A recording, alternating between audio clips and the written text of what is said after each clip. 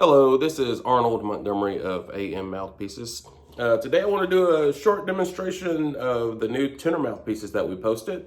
So I have 6 brand new silver plated tenor mouthpieces with black and silver bite plates. And as you can see now, we're actually putting my signature on top of every mouthpiece as opposed to the logo. Oh, sorry, there you go. But yeah, here are the new tenor pieces. And all these pieces measure an 8. So we've done a few upgrades on the mouthpieces as far as finishing goes. Super smooth mirror finish on the baffle, mirror finish inside the bore. There, so that definitely helps with responsiveness and ease of airflow. So, okay, so I want to play these, play all 6 of them for you, and I'll do my best. So we'll start from brightest to darkest. And my brightest model is the Heiress, which means eagle. So it's a number 8, Heiress. The Heiress has a high baffle with a bullet chamber. The reed I'll be using for all these mouthpieces is a Vendor and Java 2.5. And I will be using a Rovner Versa X B-flat clarinet ligature. So all my new mouthpieces, I put just a little bit more width on them. They're not heavy. They're a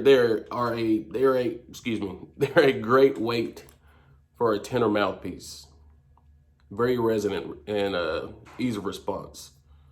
So, but like I said, these all use a B-flat, hard rubber B-flat clarinet ligature. Okay, so this model is called, again, this model is the Heiress. And just get this on here.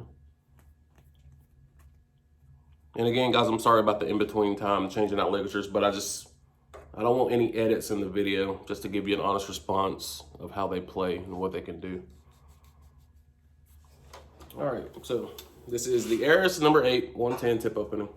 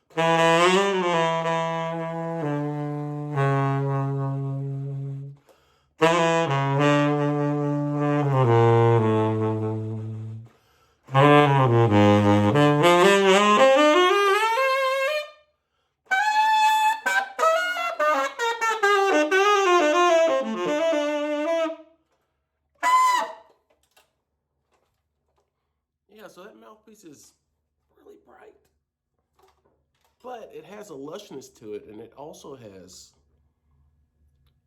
a lushness, it has a focus tone to it. It's bright, and when you hear it, when it can be pushed, it's a monster, but if you need to back off, then you have all the resources to do that with this mouthpiece. So, just depending on the type of player you are, the Heiress is an extremely versatile mouthpiece. But, like from that, you can hear what can be done with it when you push it hard enough. So, sorry. There's the Heiress. Now, is the Heiress my cup of tea as far as a mouthpiece goes? No, I like something a little bit darker.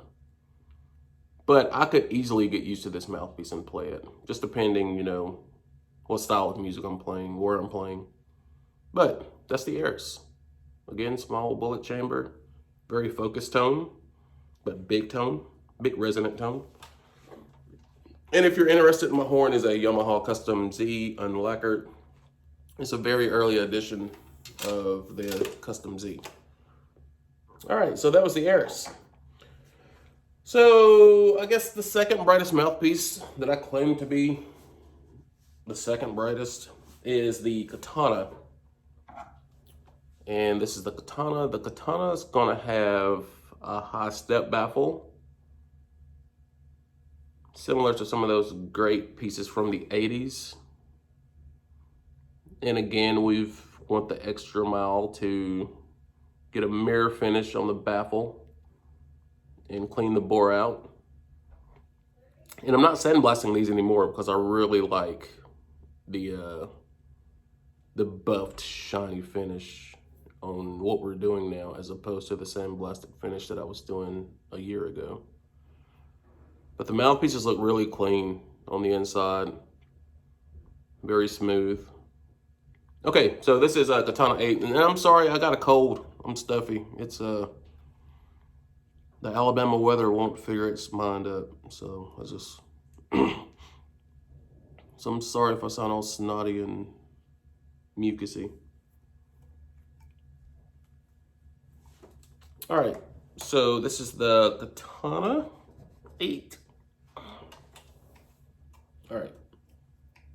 And don't worry, before any of these mouthpieces go out, you know, they'll be ultrasonic cleaned and sanitized. All right, so this is the Katana 8, 110.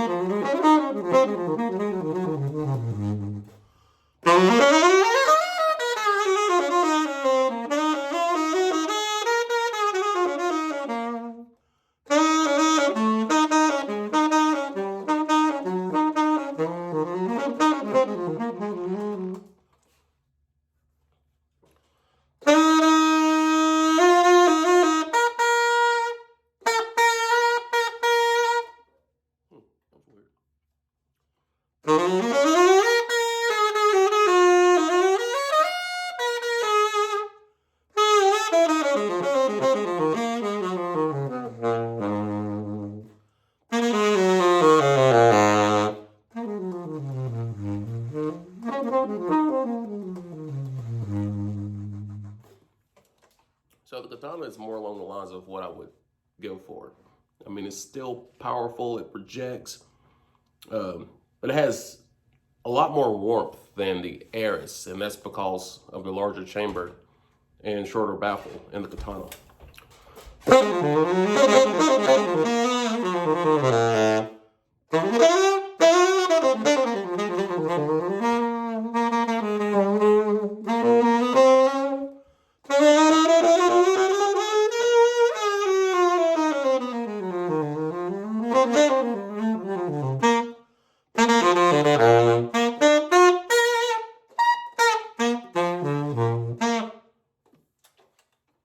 So that's the Katana, and you can hear from that mouthpiece, I mean, you can probably do anything with that mouthpiece, you know, anything from jazz to rock to blues, funk, gospel.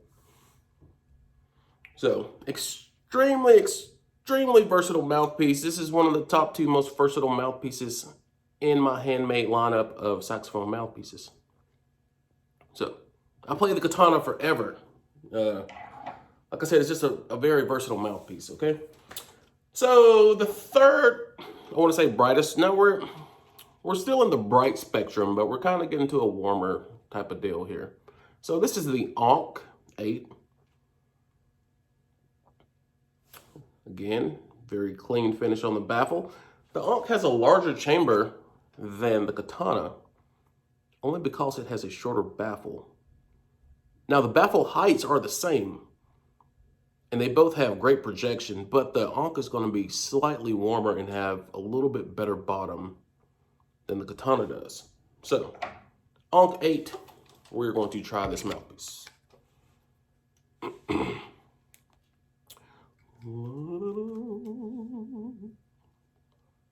All right, just bear with me. Again, this is a Robner Versa ligature, which I love for these mouthpieces. A B-flat ligature. All right, so here's the Ankh Tenor 110, number 8.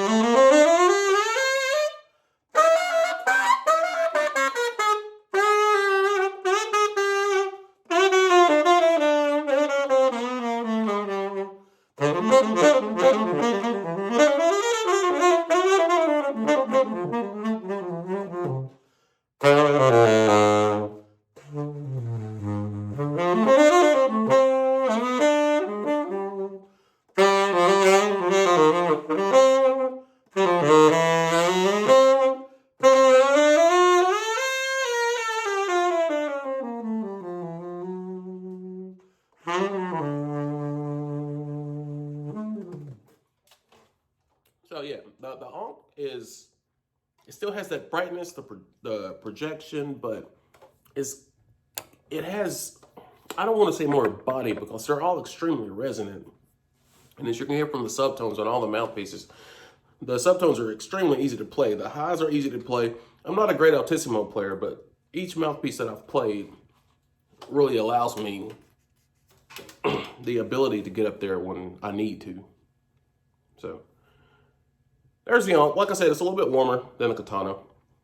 And it's a very versatile mouthpiece as well.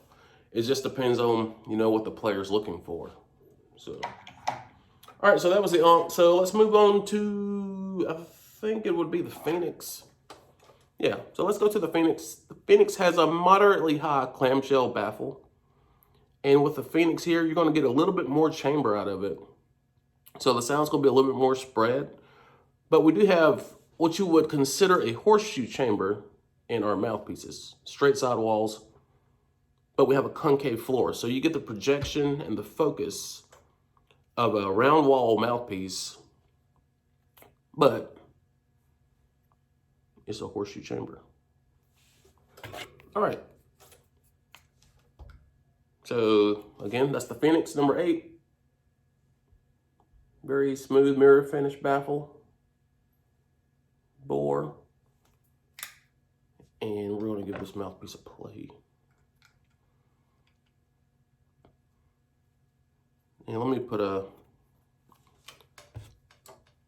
bite plate on this mouthpiece, a tooth patch, sorry. I normally use tooth patches. I should have done this on the other ones too.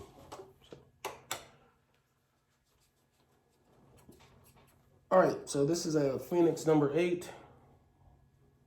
Get my bite plate situated here. All right, Phoenix number 8.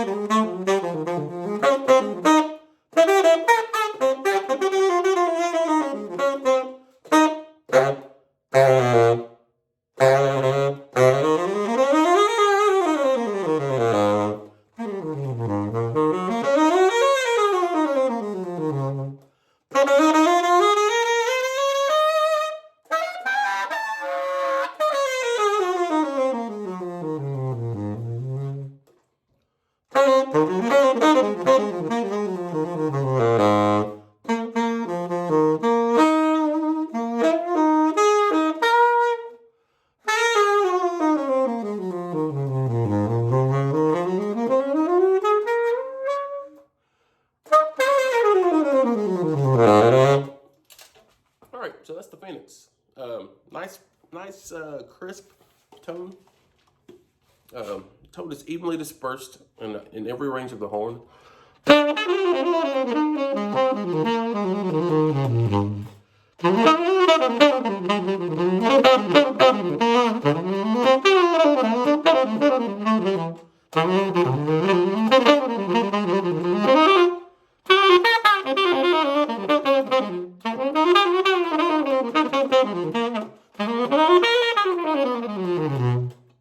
Yeah, so great mouthpiece. Very fast mouthpiece. You can play this mouthpiece quickly. It gives you a quick mindset. But I mean, it's easy to play slow too.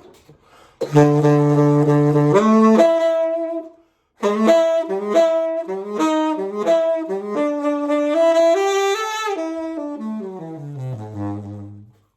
yeah, extremely versatile mouthpiece. That's the Phoenix.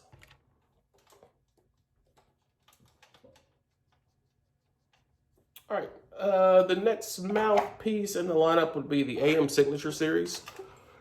So in the Signature Series, I basically made this mouthpiece for myself. it was one of my favorite baffle configurations to date. It's along the high baffle spectrum, but it's not as high as you think it is. It's a little bit longer, but it has a big deep chamber with a rollover at the end of that baffle.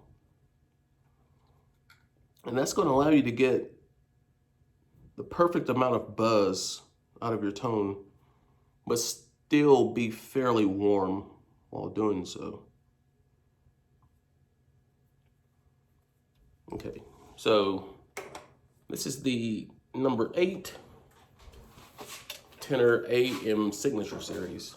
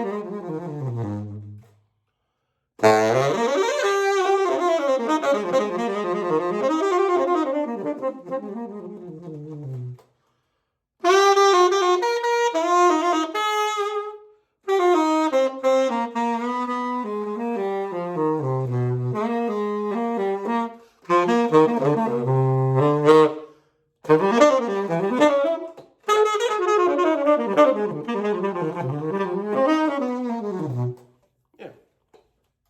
So yeah, that's one of my favorite pieces of all time, like in my lineup. So I went through a lot of mouthpieces to actually create this to do exactly what I wanted it to do. And it does just that.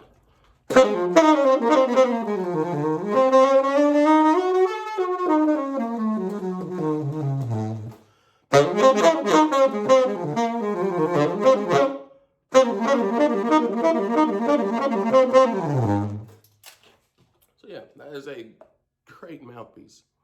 All the mouthpieces are great, but the one that I gravitate to is the AM Signature Series. And it's called that for good reason, because I kind of made it for myself.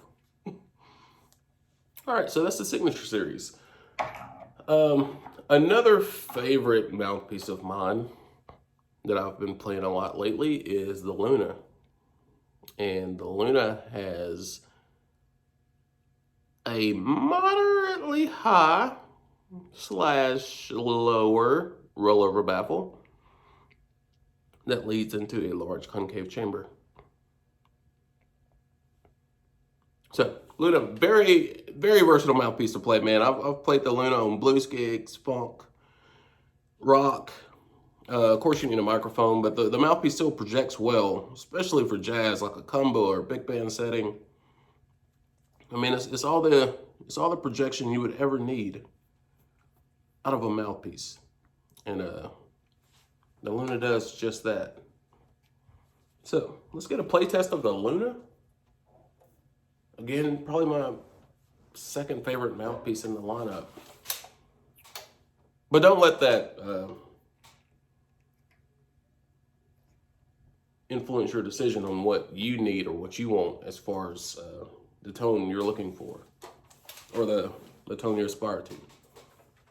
So this is a Luna number 8, rollover baffle, large chamber. All right.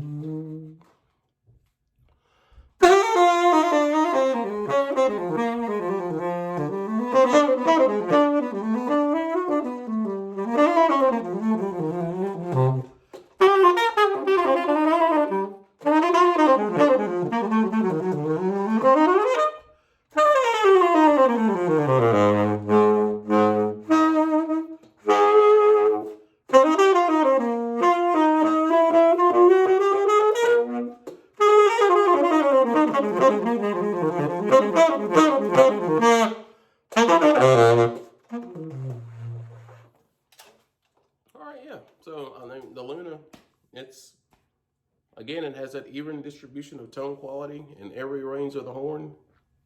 An extremely easy mouthpiece to play. It has just enough edge and just enough warmth. I mean, it's one of the most perfect tenor tones in my lineup to me. But that just fits my style of playing and what I want to do.